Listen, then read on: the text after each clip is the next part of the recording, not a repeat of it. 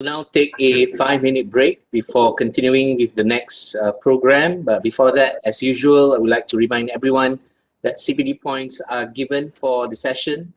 The link you can find in the chat box as well as the QR code will be shown on screen, right, together with the attendance as well. So we'll see each other again in 5 minutes time, which is 11:30 a.m. Malaysian time zone. Thank you.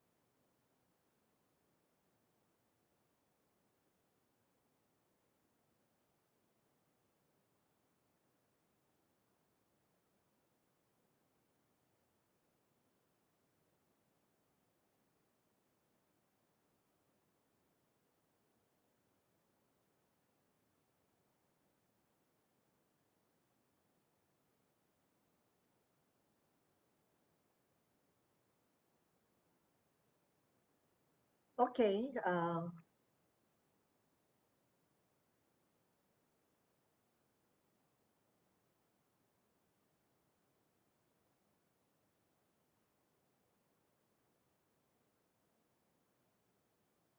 We are in the broadcast room now.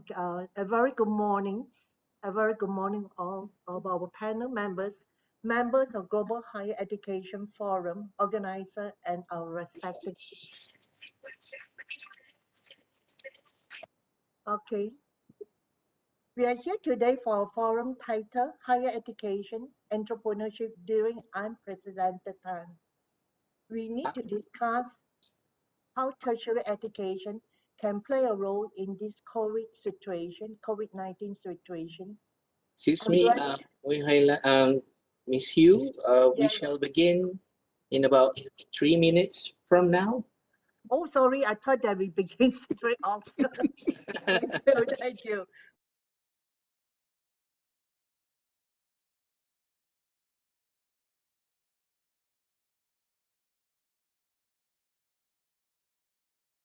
Right. Sorry about that. Thank you. Thank you, thank you. Because when you say broadcast room, I thought I should start straight off. Thank you, thank you. All right.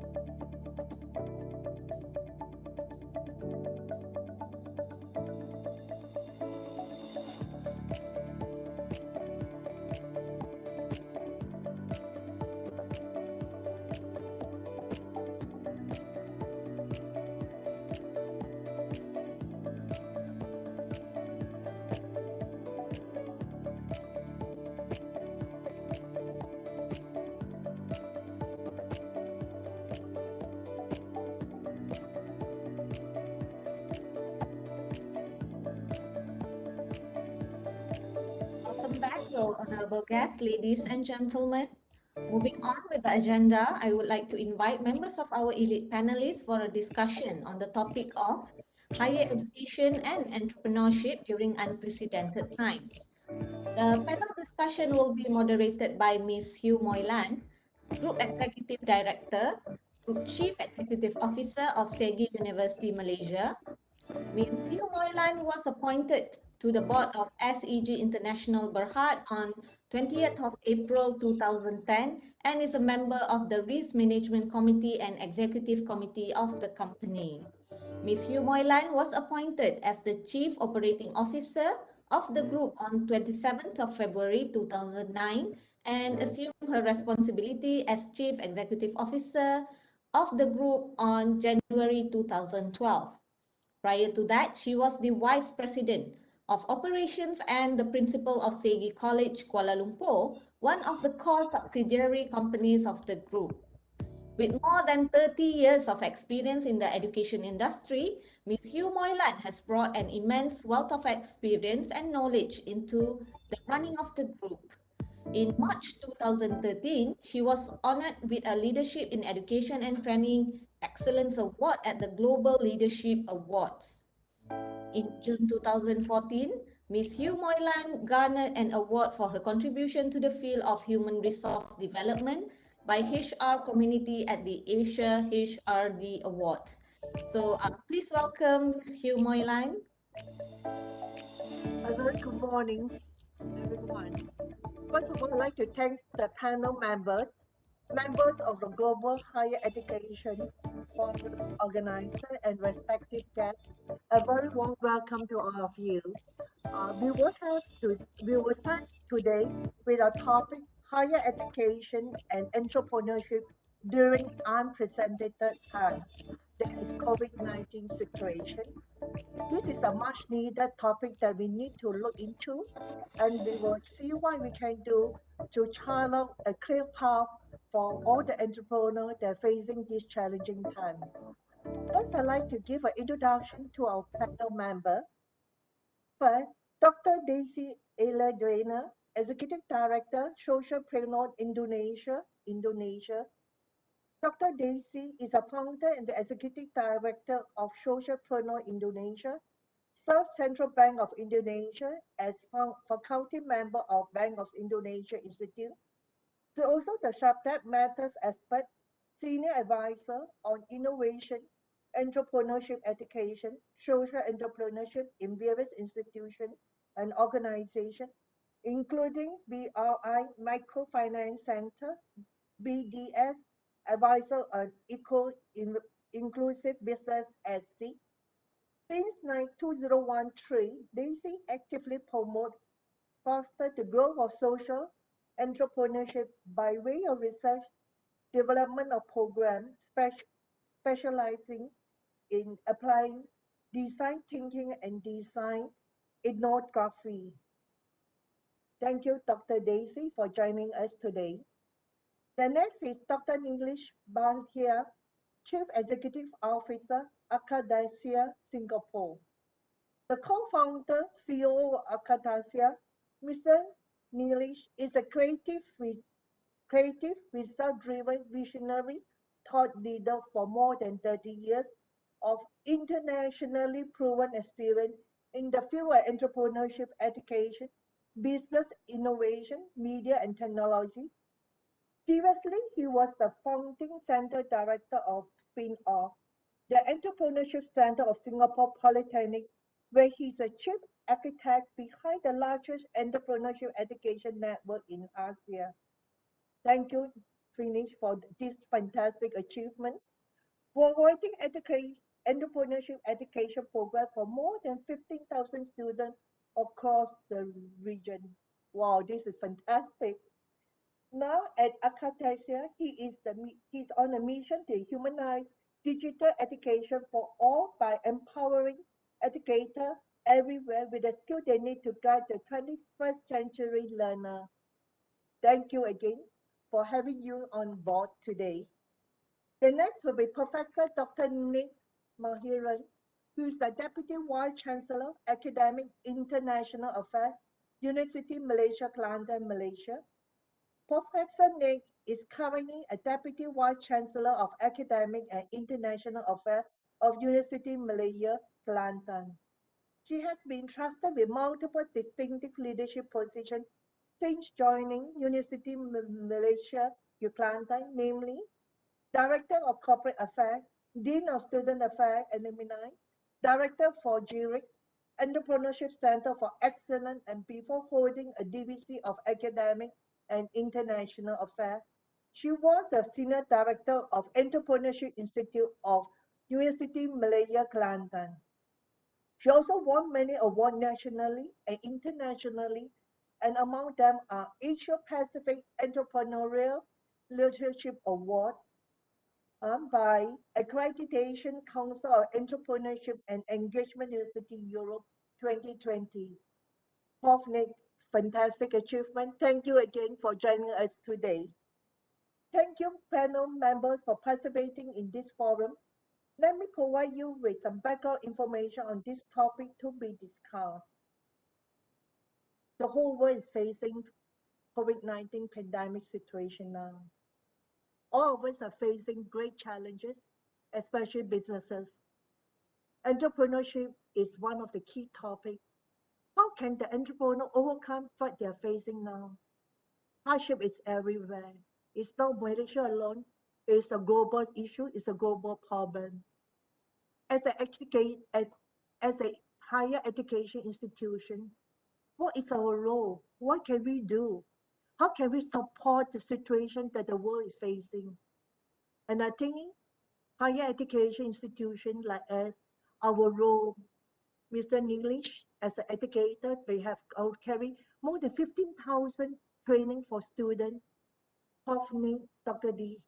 Dessy, all these, your experience will count a lot. What you can share with us today may give an insight to what we can do. How can we work together? How can we bring betterment to the society, betterment to the business world for what we are facing? With this itself, can I start with the first speaker? I think the first speaker we are talking about will be Dr. Dessy. Hi, Dr. Dessy. Welcome again. Okay. Thank you, Miss Hew. How are you? Would you like to share a bit about your background again with every one of us here before we start the first topic with you? Okay. Hi, everyone. Good morning. I'm Dessy. So I have a background in entrepreneurship education, social entrepreneurship, and social innovations. And I work in higher education for entrepreneurship education. I'm one of the head of department for the first entrepreneurship degree in Indonesia in 2013. And then currently I also work with my social enterprise to promote social entrepreneurship through entrepreneurship education and social innovations in Indonesia. Yeah. Thank you. Dr. Dessy, we are aware that you're pioneering and you're aggressively involved in developing an ecosystem of social entrepreneurship in Indonesia. We would like to hear from you this aspect, and your sharing definitely will open us to see how social entrepreneurship can be carried out more aggressively or more embedded into our education system to bring the betterment of tomorrow. Okay, thank you, Miss Hew. So I would like to say here is like we more promote and foster the growth of social entrepreneurship in Indonesia. We use two tools, entrepreneurship educations and also social innovations. For entrepreneurship education, we embed in all levels of education system. So we have a program from elementary school until higher education. But I will highlight here in higher education. So in higher educations, we are not only about teaching, learning, and research, but we also have community service here in Indonesia. So so these kind of tools that we try to use to embed with social entrepreneurship. When you learn about entrepreneurship education and add with social awareness, then you can create social innovations. So if every university, if every students learn not only about entrepreneurship education, but learn as well about social awareness, and then they're aware about a lot of problem in our social system, then they will try to solve it. So if everyone in the university do that, then you can see a lot of social innovation, a lot of people aware about what's going on, and then they can contribute to make a better future for everyone. So that's the idea what we are doing back in Indonesia. So I will highlight it. It's not only about entrepreneurship education, but we also add another one, social awareness in here. Putting that social awareness, and then to create, use your entrepreneurial skills and competencies, not only to build, to create, not only for the venture creation, but also to protect the environment and also the society. So that's the idea. So basically, your main role is to create an environment when we put in social responsibility together with entrepreneurial skill, so that future leader of the world will have a better insight. When you want to be a successful business person, you need to also carry with you certain degree of CSR, corporate social responsibility with you, to build a betterment of the society or of everyone. Am I right to say that? Yes, Ms. Hew. So what we are doing here, we connect all dots. So we connect academic, business, government, society. We work with more than 300 educational institutions here back in Indonesia. And start in 2019, we start to work also with Malaysian University, with Thailand University, and then we also work with NGO and NPOs. So currently, globally, we work with more than 100 NGOs and NPOs. We work with local government, we work with central bank, we also work with ministries in Indonesia, and then we work directly also with media. So because we know that you cannot work alone, so that's why we have to work all together, and every stakeholder can contribute in to make a better feature for everyone. So the idea in here, how every stakeholders contribute and then work together to achieve a better future. So that's yeah. That's very interesting, Dr. Dessy. I would like to know, in this COVID-19 pandemic situation, does it change anything that what you've been doing the past 10 years or the past decade? You've been involving with this social entrepreneurship for so long. In this challenging time, pandemic situation, what is our role? Is it any different compared with what you have been doing all the while? Yeah. So before, social entrepreneurship is quite new in Indonesia, booming in 2015. But we started, but actually the practice already there. Even like a lot of studies say, Indonesia has a major social entrepreneurship situations and environment. In 2019, Indonesia, according to Thomson Reuters, Indonesia became the 9th place in the world as to become social entrepreneurship. It means we have the resources, we have the opportunity there. So the pandemic actually changed it, but only changed the way we think. But we still solve the same problem. We try to solve the same problem, only the strategy and method is quite different. So for example, we have our flagship every year named Empathy Project, that where all stakeholders work together to solve specific issues in Indonesia. Mostly this about education issue. But in 2020, because of pandemic, then we have to social distancing.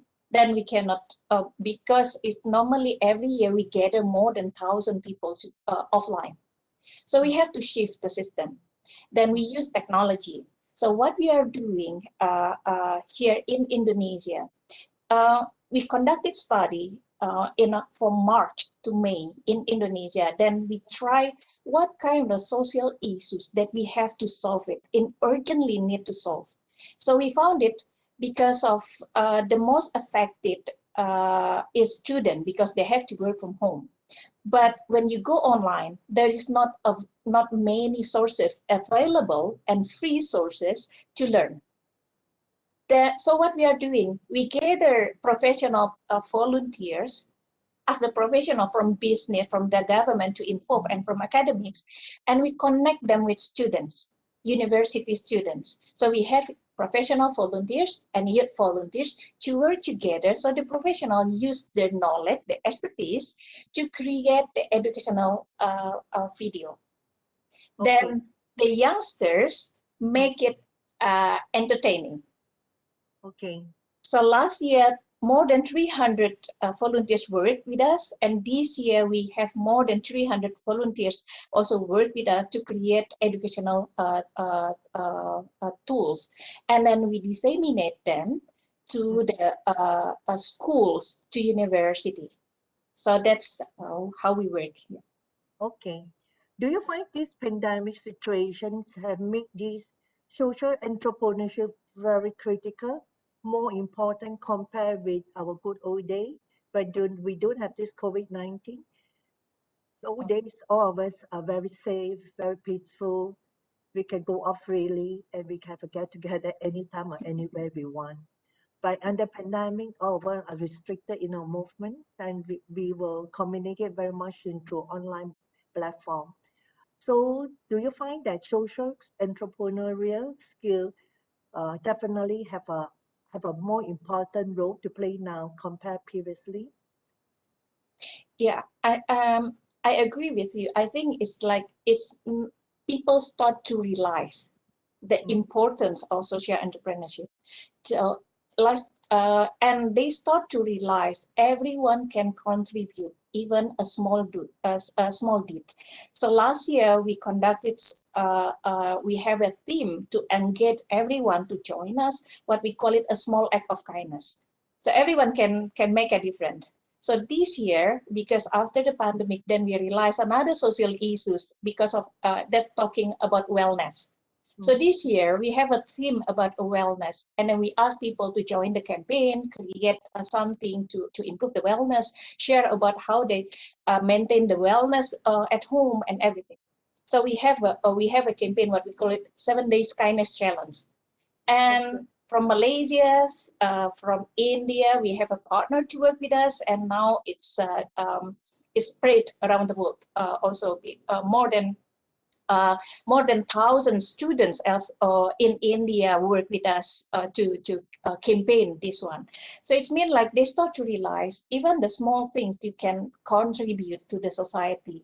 So in this term, what I can say is like, yes, people realize to make a difference is not hard work. Then everyone can do that as long as they want to do that. So yeah, it's true. As long as all of us willing to touch the heart of, to touch people around us, I think that's very important. Dr. Dessy, you're definitely doing a fantastic job, and you're definitely helping a lot of needy to see something, or to feel what's going on, and people care. I think we care, that's what's very important. Dr. Dessy, do you have any other thing you'd like to add, especially in terms of the context of Indonesia? What the milestone have the country or the government has set for all of you in Indonesia? Maybe give us an insight, the environment in Indonesia, so that we can feel, okay, in Malaysia, what can we learn, what's going on in Indonesia? Likewise, later we can share from other panel, from other part of the world. yeah, actually, when we come up into the entrepreneurship in higher education, it's quite new in Indonesia. I compare to Malaysia and Singapore. We have the first degree in 2013, and then it grow up in 2015 and 2016. But then in 2019, Ministry of Education in Indonesia, he start to promote entrepreneurship through what we call it Kampus Merdeka. So it's people start to learn about that, start to recognize the importance of entrepreneurship in higher education. Before, when you talk about entrepreneurship in Indonesia, especially in higher education, mostly we'll talk only about venture creation. Nobody talk about entrepreneurial mindset. But now people can see it differently. So if you want to see in the last decade, and then we can see the change a lot.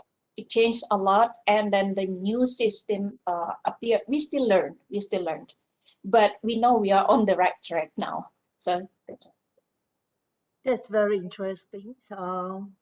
Maybe Dr. Dessy, you can also share what other things you think will be very important to all of us from your angle regarding this COVID-19 situation, how the world will change, how entrepreneurship skill, the mindset, the responsibility, social responsibility, all this will be carried on from now to the future. This pandemic have changed the world. This pandemic have changed our way of life. There's a new normal now we are having. So do you have anything more that you'd like to share with us? yeah. So we now I think it's like any organization in the world, we start to realize the importance of entrepreneurship. According to McKinsey's report in April 2021, and it said it's like one of the skills for the future is entrepreneurship. That highlight as part of self-leadership. So when we look through that one, but actually it's already there. Before World Economic Forum also said the future skills, it's a lot of skills, competencies come from entrepreneurship. But this after COVID-19, then this year it's highlighted specifically by McKinsey, the importance of entrepreneurship for self-leadership. So in this one, I want to say like, okay, we need to think, to look in wider perspective. We have two terms of definition about entrepreneurship: venture creation, business development. Another one is about self-development, is about taking action, courage about that one.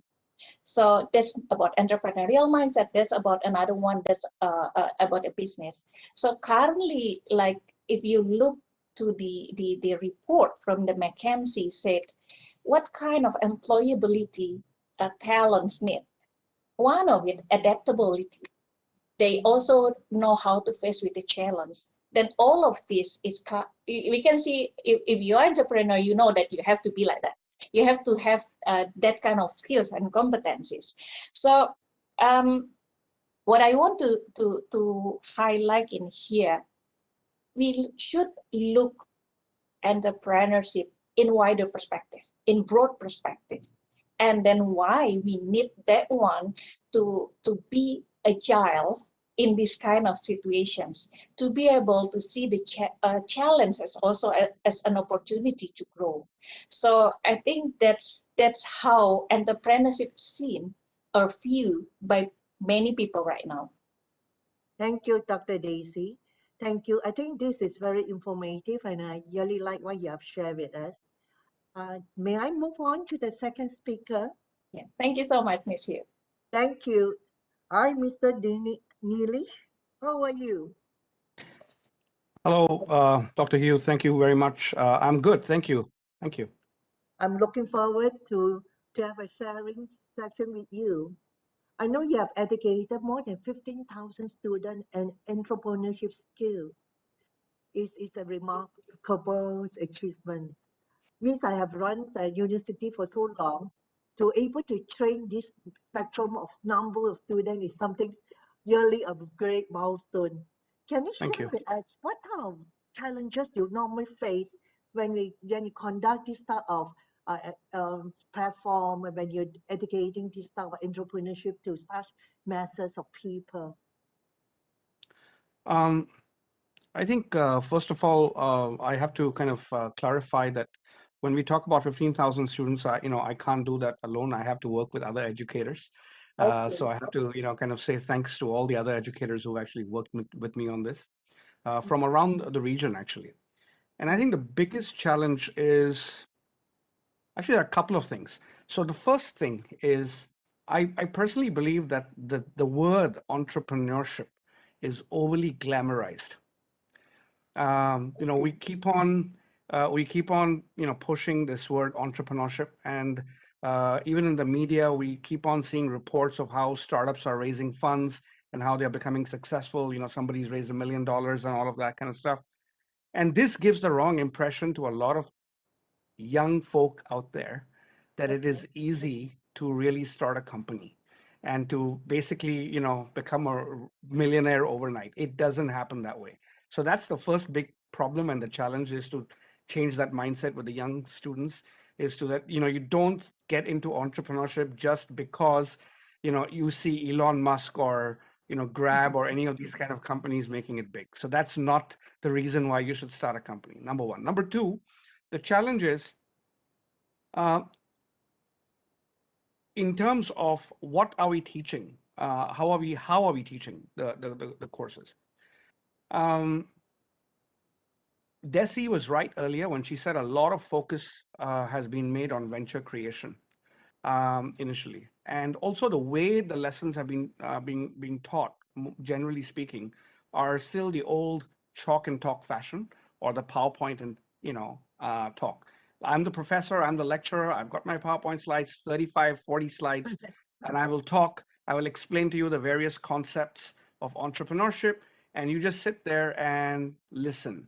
And only when you have a question, you raise your hand, and I think that's the second problem, because that's not how you should be looking at entrepreneurship education. Entrepreneurship is something that cannot be taught; it has to be experienced, and you really need to get your hands dirty. So that's the second challenge. So how do you get the students to really experience this in an academic environment? The third challenge is, if you want the students to experience and get their hands dirty in an academic environment, who's going to facilitate that? Especially when academia believes that failure is not an option. Whereas entrepreneurship, we always talk about fail fast, fail quickly, fail as many times as you can, but learn and move forward, right? But in academia, we say, no, don't fail. So that's the third challenge. Who's facilitating these sessions? What is the entrepreneurial experience of the faculty? I mean, when you go to a medical school, chances are that the person who's teaching you is a ex-medical professional. Similarly, with accounting schools, typically you'll find ex-accounting professionals teaching these kind of courses. But in entrepreneurship, very often I find that the faculty and the teachers who are actually facilitating these courses have no entrepreneurial background. So that makes it even more challenging on how do you build that mindset in the learners when the teachers need to be trained first. In fact, I'll give you a great example. When I first started facilitating, and I'll use the word facilitating and not teaching, because like I say, entrepreneurship cannot be taught. It has to be facilitated. It has to be experienced. So when I first was facilitating, in fact, I remember the first few classes, I would get my students to come and tell me very openly on my face. And of course, these days, Generation Z students are very blunt. They will tell you everything on your face. And I was asked point blank. In Singapore, they call the teachers chur. So they will say chur. Um, so entrepreneurship, if it's so great, how come you're here teaching me and you're not going out and starting your own company? It's a valid question. It's a very, very valid question. And how do you answer that? And luckily for me, I got into academia because after having started 4 companies before and having 3 exits, my 4th company failed miserably. And that's why I got into academia, because I needed a job. So I had that experience to kind of, bring to the table and tell the students where I'm coming from. And now Akadasia is my 5th startup, right? So so the point I'm trying to make is, if it was anybody else who does not have that entrepreneurial experience, how do you answer that question? I mean, it's a valid question. So these are some of the challenges that I find with entrepreneurship education these days. Okay, thank you, Mr. Neelesh.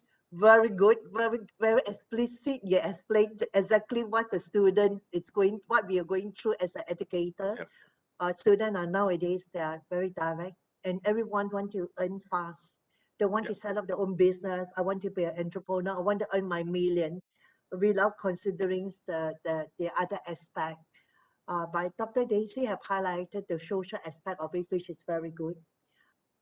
The skill set of the lecturer, which you are highlighted, how to facilitate students to have the entrepreneurial skill set, I think that's very important. Are they equipped enough? Are they prepared enough? Have they faced the real situation? Or are they able to get the student to a real world environment in business situation? Mr. Neelesh, do we have any solution to this, especially for educator or the educator or the facilitator, as we say? Some of them might not even have been exposed to business environment. They are all from textbook. But here we are guiding the future leader of the country, future leader of this aspect that's very critical, you know. I think entrepreneurship invaded in our life one way or another. Even you are a professional, you need to have certain skill, entrepreneur skill to survive in society nowadays. But we are facing some shortage. We are facing not shortage. We're facing challenges in this aspect. Do we have any solution for us to listen to? Yeah, absolutely. I mean, I think the approach needs to be changed. The overall approach on how we actually design courses and how do we deliver courses needs to be changed. Um, I think to bring teachers and faculty members into the fold, because like I said earlier, academia is on the exact opposite of entrepreneurship when it comes to, failures and things like that. So in fact, a lot of academia, lot of faculty will even tell the students that don't worry about starting your own business, go and get a university degree and then find a 9-to-5 job. I mean, that's the harsh reality, whether we like it or not, right? So how do we then change that mindset? How do we change that tone of telling students that, listen, it's not just about working 9 to 5, but it also is about solving problems and taking action. I think that's the thing. It's not about going out and building companies and earning $1 million. Even if you are working in a 9 to 5 situation, entrepreneurship, or more importantly, intrapreneurship, can play a huge role. I think as citizens, all citizens, like Dessy mentioned earlier, can play a very important part in whatever it is that they are doing, especially when you start looking at it from a perspective of the future of work. From a future of work perspective, entrepreneurial skill sets or entrepreneurial mindsets is something that is extremely important for the young learners to have, because teachers have to facilitate and train these students for jobs that don't even exist today. So then how do you, as a teacher, prepare somebody for jobs that don't exist when you yourself don't have those qualities? So the way I look at it is, before any school or any university embarks on saying that, okay, we want to have our students, we want to have entrepreneurship education programs for our students, I think it's important to spend some time to build that same mindset within the faculty, to make sure that the faculty go through training programs, even though they may not have entrepreneurial experience themselves, but there are training programs which they can go through. They can practice entrepreneurial or intrapreneurial skill sets within their own school. I'm sure every school has challenges, every school has problems, and can the faculty work together to solve those problems and challenges within the campus itself? And that's how you build that mindset, because entrepreneurship is all about the mindset. It's not about theory. It's not about that there is this one set way of doing things. There are hundreds of different ways of solving the same challenge. Which is the most appropriate and which is going to be sustainable and which is going to be scalable is the bottom line. So there are several things that we do when we work with schools and universities. We primarily work with faculty more than the students at Akadasia. So in Akadasia, we are looking at primarily empowering teachers. Excuse me. So yeah, when we empower teachers, we allow them to go through the whole program as a student. So they experience the hardship themselves. They understand how difficult it is, that it is not easy. And it's important for teachers to actually understand that, because I'm not saying that, hey, all teachers need to go out and set up $1 million business before they can start, teaching. No, that's the wrong thing. But at least the teachers should go through the program themselves. They should be students first, understand, because that will allow them to appreciate why entrepreneurship education is so important. Because everything that you learn can be applied in different aspects of your life. Even in your personal life, there are so many things that you can learn, that you can apply, and it makes you a lot more open-minded, a lot more, it helps you build creative thinking skills. It helps you have more empathy for others.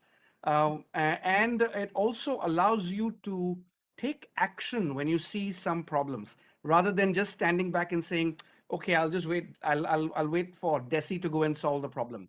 No, I mean, from an entrepreneurial mindset, I want to say, if I find a problem, can I do something about it myself, rather than wait for somebody else to go and solve the problem? So yeah, those are some of the things that teachers need to kind of look at, and they need to get their own hands dirty before they can start facilitating courses for students.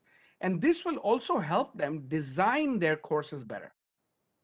This will help them to kind of look at it from a student's perspective and empathize with students, that if you are sitting in a class for 45 minutes, and if you're just sitting there and looking at PowerPoint presentations without really getting your hands dirty, you will not appreciate entrepreneurship at all. And the other most important thing is, once you deliver a lesson or you design a lesson that is very experiential, which allows students to get their hands dirty and learn by doing rather than learn by listening, a lot of students at the end will tell you, entrepreneurship is not for me. I don't want to do entrepreneurship. I don't want to be my own boss. And that is fantastic, because you do not want any random student to believe that they can be a successful entrepreneur. Because if everybody wants to be a boss, then who's going to be the worker bee? Yes, true. Right? So you also want worker bees who have the entrepreneurial or the intrapreneurial mindset, but not necessarily, they don't necessarily want to be a boss. They don't mind working, but within that organization, they can solve challenges, and they can, kind of succeed in whichever pathway which they decide to take for themselves. So yeah. Well, very good. This is a very, very, very good explanation. I think this is a very good sharing. Even in this post, I mean not post yet, COVID-19 situation, Mr. Neelesh, do you feel that today the environment we are in is tougher compared with the earlier time when we have the old days? Do you find the difference in the whole situation since the pandemic stepped in, COVID-19 stepped in? How is our life? How do the students feel? Do they really care about entrepreneurship anymore, the skill set anymore? Or they just want to survive? It doesn't matter. I just want to survive. Is it what we are facing? Because the future generation is so important to us. They are our future leader. They are the country pillar in future. If their mindset is not right because of the difficult time they're facing now, I think it will go very deep into the future aspect of the country, aspect of the society. What's your feel about the whole matter? Well, I think if so, there are two ways of looking at it. If I put on my entrepreneurship cap, I would say actually it's fantastic, because as an entrepreneur, you need to learn how to thrive in difficult situations. And that's the Okay. the plain simple fact of it. And if you are unable to thrive in a difficult situation, then you should not be taking up entrepreneurship in the first place, because it's entrepreneurship is risky. It has its inherent challenges, ups and downs, and you need to be able to pivot and find your way through. But having said that, I think from the academic perspective, there are other challenges. I don't think it's necessarily related only to entrepreneurship education as a subject, but I think generally speaking, there are other challenges when it comes to delivering lessons across the board. I mean, from my understanding, and I work with teachers on the ground almost on a daily basis, I can see a lot of teachers are using platforms like this or Zoom to kind of deliver lessons online. And I think the challenges that we face when we start using these kind of tools all the time is that of equity, education equity, because not all students have access to digital devices. Not all students have access to fast internet connections They can't all log in at the same time. So learning suffers. There is a lot of learning loss. And that is a very unfortunate aspect of this particular pandemic. And there are ways to solve that, but of course, that's a whole different discussion altogether. But to just kind of go back to entrepreneurship education itself from a student's perspective or from the teacher's perspective, I think we need to learn how to use situations like this and turn it around to our advantage. A lot of the times I've heard people say we should learn how to think outside of the box. Right? Yeah, It's a very common true. statement. Think outside of the box. I disagree. I actually think we should learn how to think inside the box, and this is why being more successful in a situation like currently with the pandemic is very important, because when you start thinking inside the box, what I'm actually saying is you don't have any resources, and you still need to be successful. Yeah, that's a So good how one. do you actually do that, right? That is because if I was to tell you think outside the box, sky's the limit. You have all the colors to play with. Paint a nice, beautiful picture. It's so easy to do. You can paint rainbows, sunflowers, mountains, beautiful green grass, blue sky, so nice. But if I give you only one paint, black, and I tell you now, paint something that is positive, you'll have to think about it a bit, because even if you want to do a smiley face is typically yellow. But it's not that it's impossible. There are ways to do it. There is a way to solve the challenge, but it just makes you think a lot more. It makes you think a lot more harder. And I think we need to train our students, and this pandemic is a good, I would say, excuse to kind of instill that quality in the students, that you need to be able to find ways to be successful no matter what the situation is. You may not have all the resources at your disposal, but you still need to find a way out. I mean, as a startup founder, this is my 5th company now, Akadasia. We don't start out with $1 million in a bank account. When we start out, it's founders contributing their own life savings to start a company before you get your first investor check. But you still need to grow in the meantime. So with limited resources, how can you be a successful founder is the same thing that I would actually tell teachers and students, that with limited resources, how can you be innovative? How can you be creative in order to make sure that your teaching and learning is a success? Very good. I think this is very, very informative to students to able to face the real life situation. It's not a bed of roses all the time. We must be aware that certain times it's very tough. We must make use with whatever we have and try to be successful within this situation that we are in. Thank you very much. I really Thank like you. it. Thank you. May I Thanks. move on to Professor Nick now? Hi, Professor Nick. A very good morning to you. Good morning, Ms. Hew. Good morning. I know you are the Deputy Vice Chancellor for Universiti Malaysia Kelantan. I'm also aware that Universiti Malaysia Kelantan is the pioneer and also the leader in terms of entrepreneurial university. Can you give me a sharing on this Malaysia landscape on entrepreneurship?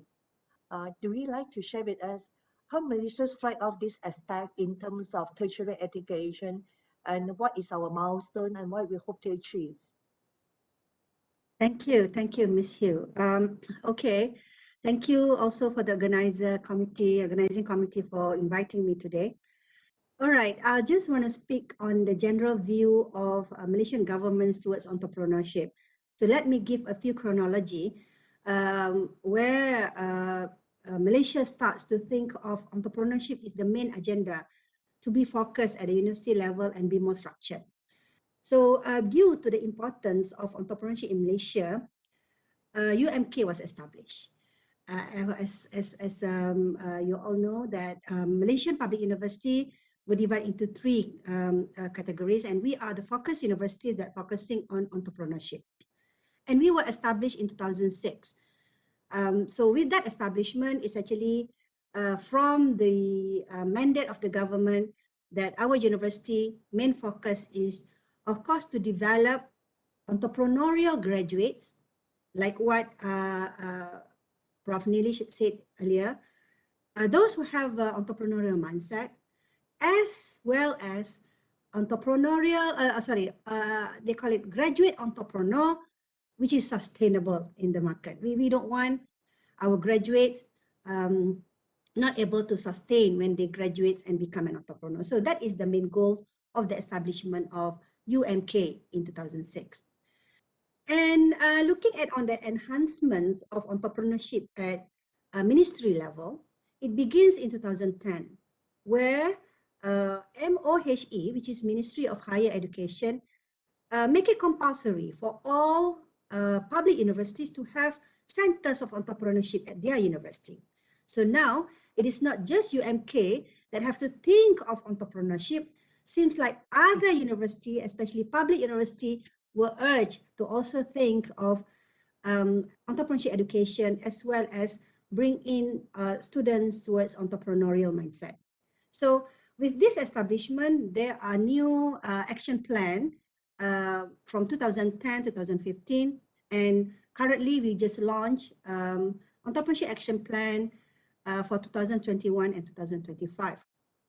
So with this establishment, at MOHE, we have, they call it unique keusahawanan centers for entrepreneurship.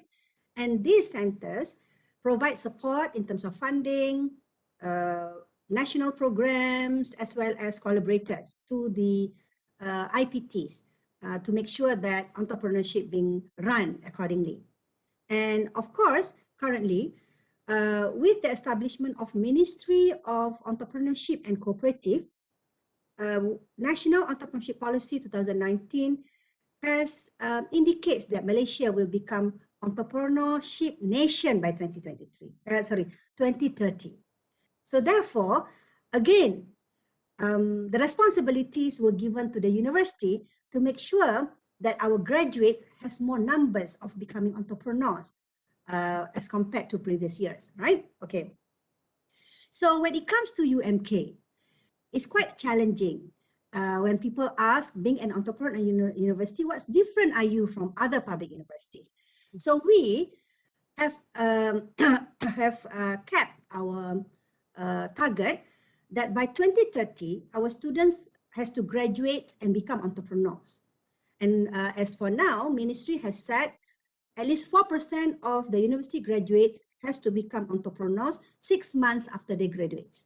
So it's quite, you know, sometimes people say it doesn't make sense, but due to the problems of unemployment and everything, and of course, the programs that have been done within the university while they are studying, we hope that those who are having business while studying can carry their business out when they graduate. And they can become a job creator rather than job seeker. So that is the aim of entrepreneurial agenda of the higher institution in Malaysia. So UMK is trying to gain more than what has been said by ministry, which is for this year, we achieve about 15% of our graduates become entrepreneurs. Okay, so we are trying to become more independent in terms of structure and activities, so that, you know, the governance of we as an entrepreneur university may be slightly different from the other public universities. And we involve more on economic and social development, because we are not just focusing on entrepreneurship education within the campus, but also outside the campus with the establishment of Institute for Small Medium Enterprise in Universiti Malaysia Kelantan, which is KPTs themselves has recognized it as centers of excellence. And we are kind of flexible in terms of recruiting our lecturers. Most of the public universities, they are focusing on lecturers who has experience in teaching, but we are focusing on lecturers who has experience in industry and entrepreneurship. If they have businesses, they are welcome. Like Prof. Neelesh says, you know, you join academics because, you know, the challenge is so huge as becoming an entrepreneur. Yeah, that are the kind. That is the kind of lecturers they are looking for. Okay, so we are flexible in terms of engaging and recruiting our lecturers. And at UMK, we think about cost and profit. We are more, we have to make sure that whatever programs that we organize, return on investment has to be positive. Even though, yes, we are also risk tolerance in a way, definitely not many programs that come out with income or profit that we plan, but that is actually the aim, because we want to act as a business entity rather than fully focus as an education entity. We focus on commercialization. We make sure that translational research is well translated in UMK so that all the product innovation made by the lecturers or even the final year student can be commercialized. And finally, we want everybody in UMK have entrepreneurial mindset. Okay, in terms of our ecosystem that we have established, collaborators that we have, and also we focus very much on innovation and technology. So relates to the question or relates to the comment by Prof. Neelesh regarding curriculum of the university.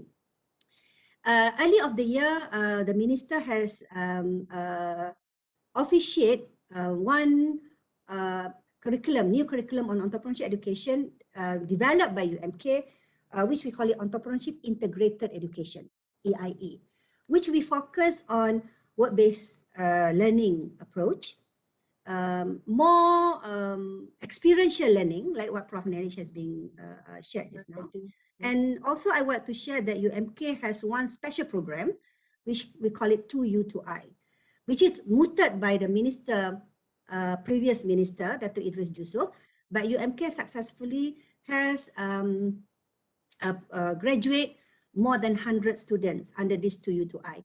2U to I means the student will have to be in the university for 2 years and going out with the industry chosen by the students, approved by the university, the industry that they have been chosen. So these are an example of work-based learning that we have at the university. And now we are encouraging all programs to have elements of work-based learning. Or Sulam, if you ever heard of Sulam, also being officiated by our current our ministry, where the programs has to be close to the society, the community enrichment programs that has what we call value added to the society. So that is overall environment of entrepreneurship at higher learning institution in Malaysia. Miss Yu, back to you. Oh, thank you, Prof. Nick. Very informative. Thank you very much. I think this is very, very clear. Malaysia has set up a very clear landscape for achieving entrepreneurship or entrepreneur nations in 2030. I think what UMK have achieved is very remarkable. You have achieved milestone after milestone. And also the very fact that lately we also have what's known as integrated or work-based experience for the student. You really bring the real life situation to a classroom. Mr. Neelesh, this also, I think what our friend have shared, Prof. Nick have shared, also tells that lucky, in a way, we are very proud that Malaysia, our education system have also solved the problem that you mentioned earlier, that don't make it so theoretical, don't make it textbook based. Everything have to be, get your hand dirty. I think that is very, very important. Prof. Nick have also have the questions in this pandemic situation, whether we like to admit it or not, life are very tough for many, many students, many parents, many family. Many family, our life have been turned upside down. Don't talk about entrepreneurship. They say, I can't even have food on my plate. So what's there to talk about education? What's there to talk about setting up your own business, having the right mindset for the future? How do the university, or how should we do? How should we put up our hand to help this type of students that they're facing such a tremendous situation to many ways that none of us have ever experienced this type of situation as we are facing now. Do the university take special note on? Do we have any special attention of this area? Okay. First of all, I think everybody knows, even university graduate also knows that our unemployment rate is increasing. Yeah. So even statistics have shown that by 2020, it will be about 4.5% unemployment that has been predicted. And maybe 728,000 students, graduates who may be unemployed. So we have been given that scenario for our students whereby they cannot rely on employment, right? So that's why we encourage students to start thinking of become a job creator while they are studying. Okay. For your information, at UMK alone, we have around 1,600 students having business in campus. So we provide them with business space, like kiosks. In fact, UMK also have virtual mall. We call it unique19.com.my. So from that, since 2020, when we give that, awareness for them and so on, they are more involved in business. So we found that informal sectors, even especially online business, which as for now we call it informal sectors, is increasing. Our students alone who are involved in online business is more than 659 companies. So if you look at on the statistics, informal business in Malaysia since 2019 is 1.26 million. So the statistics also shown that most of them is between the age of 20 to 45 years old. So you could say this business is quite mushrooming nowadays and they make money. So this pandemic is actually giving them life skills, like what Prof. Neelesh has been informed earlier. They need to solve their own problem. So this is what we have always have webinars, programs with our students to always remind them that they have to know how to solve their own problems, and they are not able to rely on industries to take them. Even at Universiti Malaysia Kelantan, we have problems on getting students for internship. Not many industries want to take them because of pandemic. So, okay, we said we have a new policy. If the student have their own company, even if it is a small kiosk, you can have internship at your own company. But the company has to be registered formally. They must have SSM and so on. So that is how we give them motivation to have their own business. And we also give them fund. We also have microcredits that they can loan from us without any interest that they have to pay. So that is what we've done to help our students to come to overcome this COVID-19, especially, who just graduate. And we also help them to become innovative and creative. We do have a few products which is coming from the research of the lecturers, and we give fund, soft loan to the lecturers to mass produce their product and give it to the student to become their agents or even their business partners. So that will be given an opportunity-driven entrepreneurship mentality, so that they have something, better off rather than selling at the kiosk or selling, nowadays there are many students jual nasi lemak and so on. We don't want to have that kind of student anymore. So all groups in the university is helping the student. Researchers come up with the innovative product, turn into commercialized product, go for mass produce, give it to the student, and let them run the business. So one of the initiative that we also plan to do at UMK is to have factory in our university. Oh, okay. Yeah, that is just to get GMP, because nowadays many our research that cannot go into the market because we cannot get the GMP, the halal, mesti best, and then something like that. So yeah, the visionary leaders is also important to develop this ecosystem.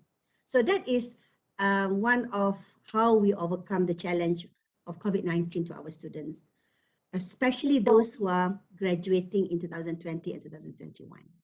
Wow, very good, Prof. Nick. I think UMK have did a fantastic job. I'm very proud that such an achievement have achieved in this sort of situation, having the virtual more encouraging students during this difficult time.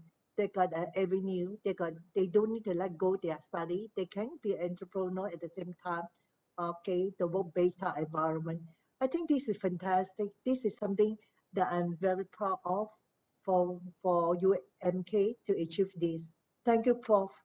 Really, this is very you give us an insight of what is mean by entrepreneurial university. And UMK have definitely have laid a very good milestone for rest of us to follow. Thank you, Prof. Thank you.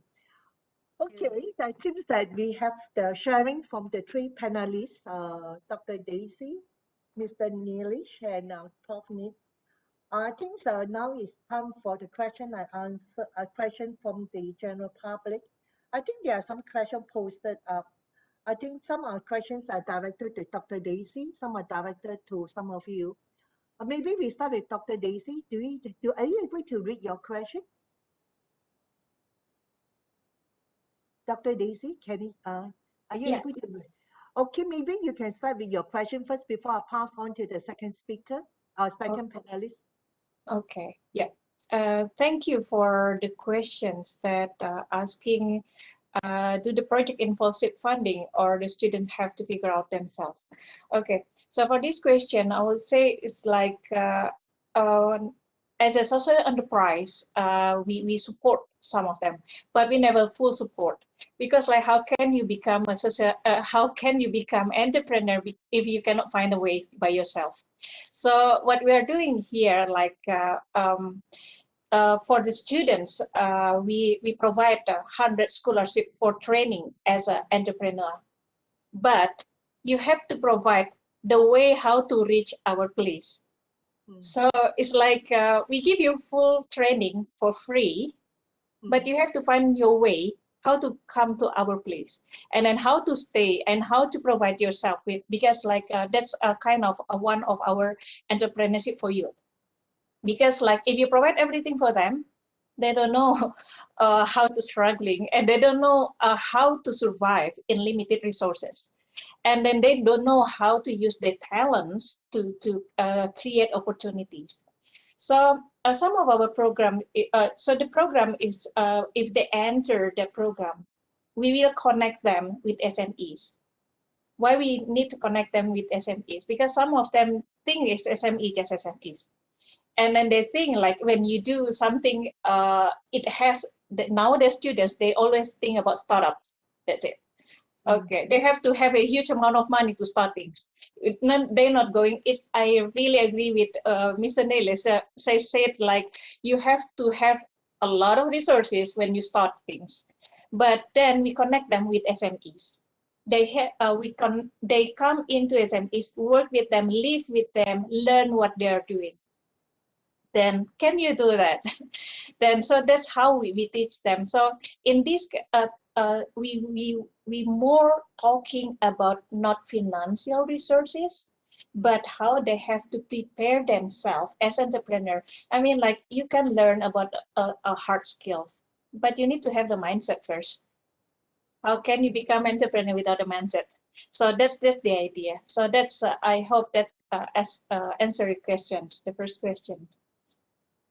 And the second question is about how we manage our project. So that's why we collaborate similar like Neelesh. We also cannot do everything by ourselves. We collaborate with different stakeholders. So for example, Indonesia have 34 provinces. And then in every areas where we work also with the higher educations there. We choose the university partners, and then we work with the local government. We work with the business there. So we have a hub there. So they will duplicate our work. They can create by themselves, co-create the program by themselves. So that's how we manage things very fast in Indonesia, because Indonesia is very huge. We cannot yeah. So that's how we work. So if you said we are using PMO, yeah, it kind sort of, but we give the freedom for any of our partners and to co-create what we are doing. So they have independency because every region, they have different challenges. They have different resources that they need to explore. So that's it. Thank you. Thank you, Dr. Daisy. And what you're highlighting is very, very, very close to what Ms.